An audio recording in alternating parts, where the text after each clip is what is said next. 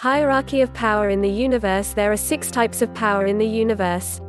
The strength of the power increases with the power being more subtle. Let us examine each one of these types of power. 1. Physical. This is the lowest in the hierarchy of power in the universe, as it is also the most gross. This includes power in things such as a. Medicines to cure an illness, e.g. antibiotics to kill germs. b. A physical weapon used to kill. c. Financial power. d.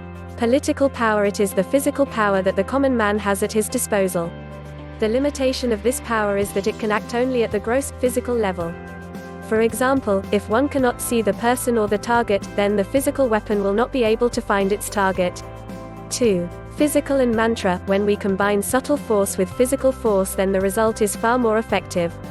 In ancient times, when arrows were shot from a bow, a mantra was also uttered. Due to the mantra, the name of the enemy would get recorded and the arrow would find its target even if the target was a ghost hiding in the subtle regions of hell, Patal.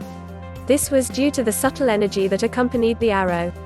This is the same principle applied to the preparation of Ayurvedic medicines. The medicines are prepared while uttering a mantra. Similarly, when casting out a spirit responsible for possession, items such as black gram, lime, needles etc. are used along with the accompaniment of mantras. Nevertheless, at times, in spite of both the physical and the subtle mantra being present, one does not achieve complete success. At such times, a more subtle means should be used as given below. 3. Mantra only. By using more powerful mantras, enemies can be vanquished by just mantras alone. Mantras are also used to achieve other worldly objectives such as marriage, wealth etc. 4. Contact. At an even higher level we have contact. This means that if a highly spiritually evolved person, above the spiritual level of 70%, touches something, that item will be able to have the power to vanquish ghosts, demons, devils, negative energies, etc.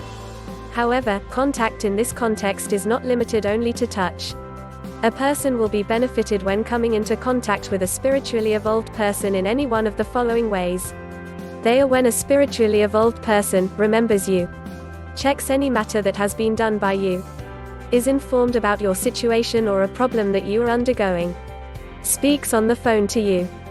5. Resolve. After sainthood is achieved at a spiritual level of 70%, the mind has dissolved and the intellect is well on its way to being dissolved and has access to the universal mind and intellect that is God.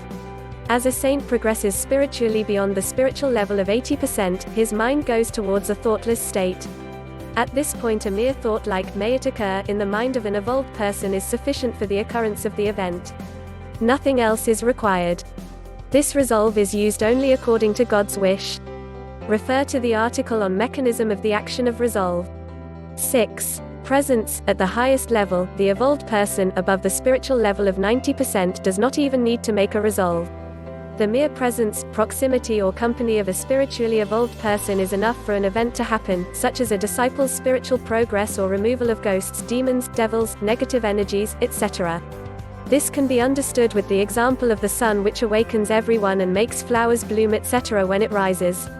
All this happens just with its existence. The sun does not ask anyone to wake up or flowers to bloom.